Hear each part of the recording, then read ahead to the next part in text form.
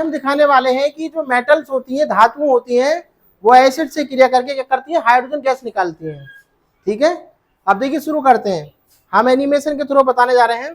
तो इसमें क्या क्या चीज हमें चाहिए कि पहले हम जानते हैं। देखिए हमें उसके लिए लाइटर चाहिए और हाइड्रोक्लोरिक एसिड चाहिए और एल्यूमिनियम फॉयल, जो एल्यूमिनियम होती है वो चाहिए, ग्लास ट्यूब चाहिए और एक कॉनिकल फ्लास्क चाहिए और साथ में एक ये रबर कॉर्क भी चाहिए। अब इन सबको हमने ले लिया है।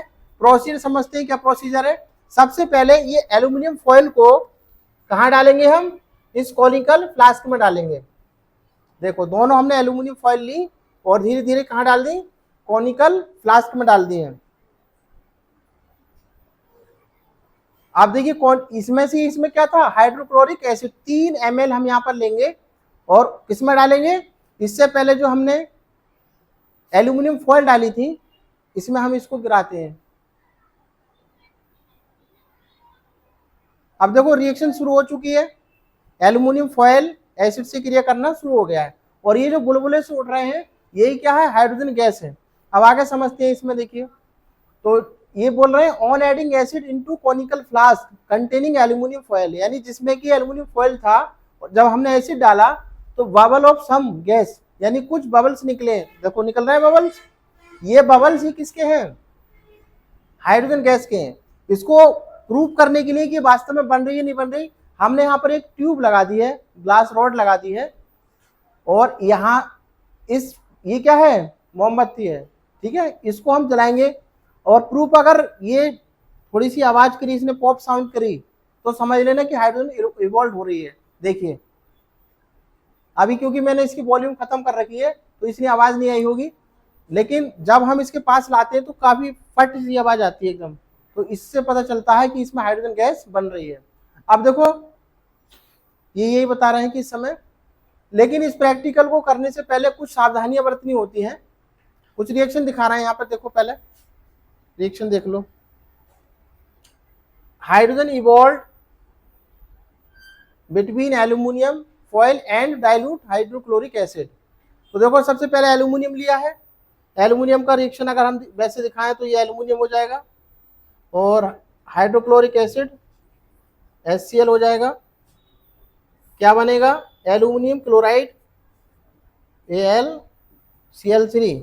बैलेंस करने के लिए हमें इसके 2 मॉलिक्यूल्स और इसके शेल लेने पड़ेंगे, तब ये 2AlCl3 निकलेगा और बाकी 3 हाइड्रोजन गैस रिलीज हो जाएगी, जो कि बहुत तेजी के साथ बर्न होती है। हाइड्रोजन गैस कैसी गैस है बताओ, ज्वलनशील गैस है। अगर पूछे तो कैसी बताओगे, ज्वलनशील का मतलब होता है जो जलती है। वैसे हल्की गैस है लेकिन ज्वलनशील है। यही कारण है कि हाइड्रोजन का इस्तेमाल एरोप्लेन के टायर में नहीं किया जाता। बात समझ में आ रही है, आ रही है कि नहीं। थोड़ा सा मैं और बताता हूं, देखो क्योंकि अगर पूछा जाए कि भाई एक तरफ हाइड्रोजन गैस होती है, एक तरफ क्या होती है, हाइड्रोजन गैस।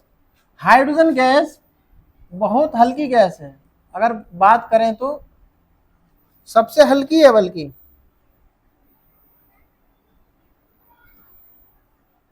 बहुत हल्की गैस होती है। तो प्रश्न ये आता है कि जब बहुत हल्की गैस है तो इसका इस्तेमाल हम, जैसे कि एरोप्लेन के टायर हो गए, वायुयान के टायर हो गए, या फिर इसके अलावा जो गुब्बारा होता है उसमें क्यों नहीं भरते हैं। गुब्बारे में तो चलो इतना बड़ा इशू नहीं है, लेकिन एरोप्लेन वगैरह में अगर भरेंगे तो अभी तुमने देखा कि हाइड्रोजन कैसी गैस है, ज्वलनशील गैस है। थोड़ा सा भी कंप्रेशन हुआ और इसको ये वायु के साथ क्रिया कर लेगी और बहुत तेजी के साथ क्या हो जाएगा, विस्फोट सा हो जाएगा। तो खतरा है ना इससे, इसीलिए इसकी जगह हम किसका प्रयोग करते हैं, हीलियम का प्रयोग करते हैं, 2He4 का। तुलना अगर करें तो ये 1 और 1.008 होता है, तो सबसे हल्की तो है हाइड्रोजन, लेकिन हम प्रयोग किसका कर रहे हैं, 2He4 का। कारण समझ में आ गया होगा, क्योंकि ये 2He4 जो है कैसी गैस है, अक्रिय गैस है। कैसी है, अक्रिय। अक्रिय मतलब जो किसी से क्रिया ना करे। तो कई बार पूछा जाएगा जब बड़ी क्लासों में जाओगे, तो हमें यही बोलना है कि भाई हाइड्रोजन सबसे हल्की तो है लेकिन ज्वलनशील है, इसलिए हम उसका प्रयोग नहीं कर सकते। ठीक है।